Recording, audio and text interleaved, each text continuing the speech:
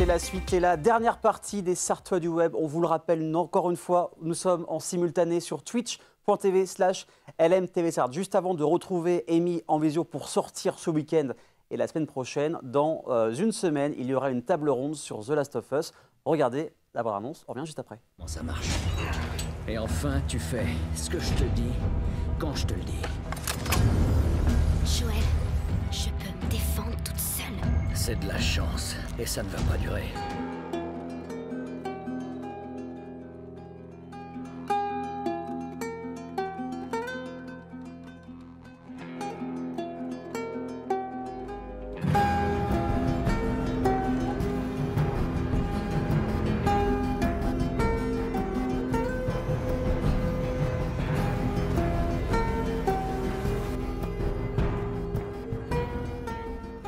Donc n'oubliez pas, le 31 mars, à partir de 19 h, une table ronde accompagnée de professionnels, surtout de fans de la licence The Last of Us. Vous ne savez pas quoi faire cette semaine ou ce week-end ou ni la semaine prochaine. Place aux sorties d'Amy en visio. C'est parti.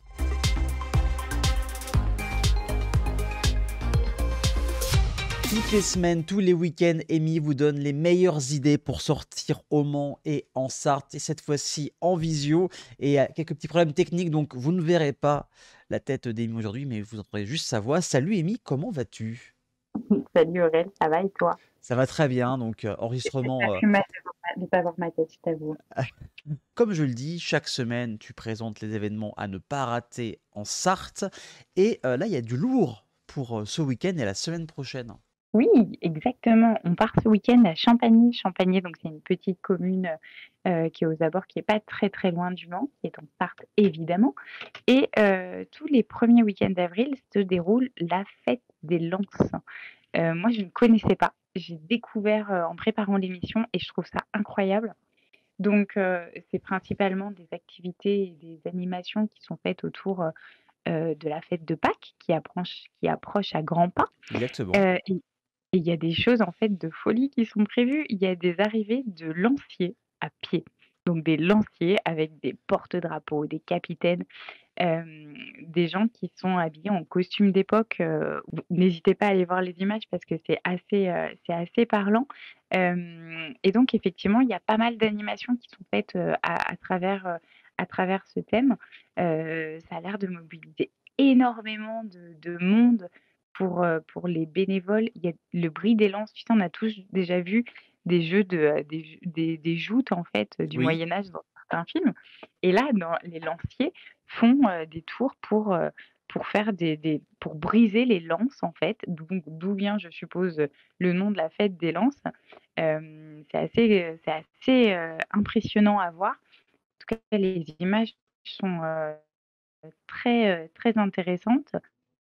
Il y a énormément de choses qui vont être faites. Le déroulement de la fête se fait sur toute la journée. Donc ça D'accord. sera, comme je le disais, dimanche.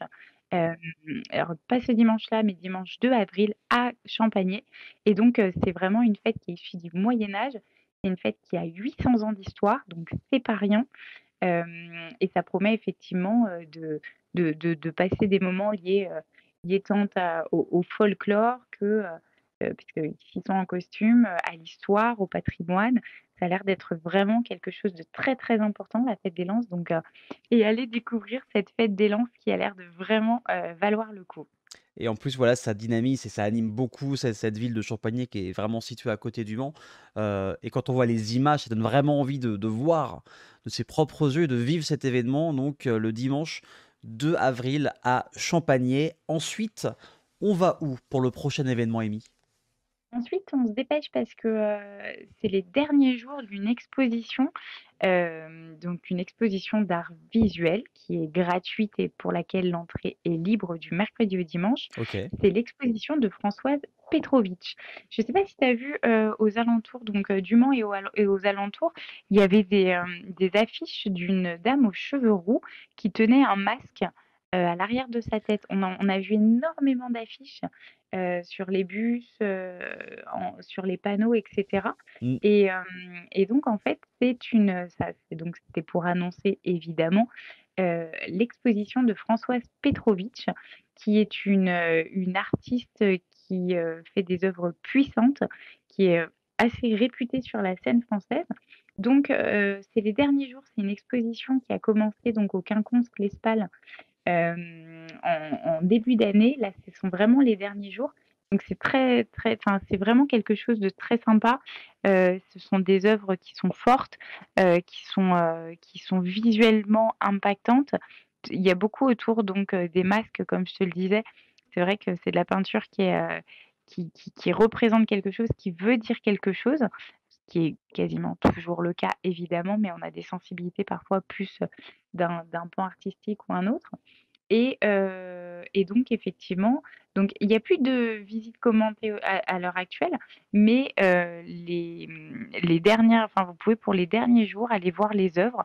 C'est super intéressant, c'est très beau et Françoise Petrovitch est l'une des artistes qui avait, collaboré pour, l'opération donc des 24 illustrateurs qui ont fait les 24 affiches des 24 heures du Mans. Donc elle fait partie de ces 24 illustrateurs. Elle a un style qui est très reconnaissable par rapport au coup de pinceau. Donc voilà, n'hésitez pas à aller voir, déjà sur le site internet du quinconce-espal.com. Oui. Vous allez avoir donc, en plus d'avoir le programme, des arts visuels de la saison, vous allez avoir, des petites brides en fait de ce que vous pourrez voir par rapport à Françoise Petrovitch et vous pourrez effectivement vous renseigner. Il y a sa biographie, il y a il y a pas mal d'éléments pour comprendre son œuvre et ce qu'il en ressort. Donc, n'hésitez surtout pas, allez faire un tour, c'est les derniers jours. Vous en retirerez quelque chose et en plus, on le dit, mais on le redit, c'est une sortie qui est gratuite et avec une entrée libre, donc faites-en également profiter, pourquoi pas les enfants. C'est très intéressant de les, initier à l'art d'une manière ou d'une autre et j'en profite pour dire qu'il y a beaucoup de choses qui arrivent à l'ESPAL. OK. Il y a un bon programme, donc vraiment c'est un programme culturel. C'est un programme sur lequel vraiment on va se des choses, on va voir des choses qui sont liées au théâtre, on va voir des choses qui sont liées à la photo, à la peinture, mais en tout cas, c'est vraiment, une belle saison qui est en train de se jouer à l'Espal, donc allez-y. Après cette exposition, la prochaine, ce sera «Regarde-moi», donc de Jeanne Roilet, donc allez-y. Je le redis, mais vraiment Françoise Petrovitch, c'est les derniers jours, donc aucun Quinconce dans la grande salle, la salle d'exposition. Et bah, c'est noté, donc n'hésitez surtout pas. En plus, la ville de Mans a fait beaucoup de communication sur cette exposition et ça fait plaisir. On reste dans le côté, culturel. Qu'est-ce qui va se passer exactement après? Bon, bah, là, on a fait des arts, on a fait un peu du théâtre grandeur nature, on a fait, des arts, visuels avec la peinture. Maintenant, on Exactement. va aller écouter de la musique, on va Oui, écouter des chansons.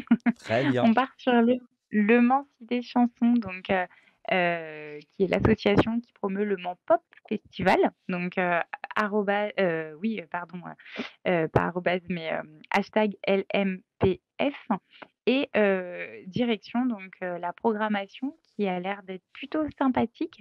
Il y a eu déjà alors il y a eu une sorte de tremplin, chanson francophone, pardon, sur laquelle il y a eu des gagnants donc qui vont pouvoir se produire, notamment Pierre-Hervé Goulet qui lui a été le premier prix donc du Festival international de la chanson.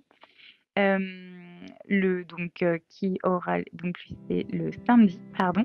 Le Oui. dimanche, on retrouvera Govrache qui sera le parrain de la finale donc de ce concours, tremplin.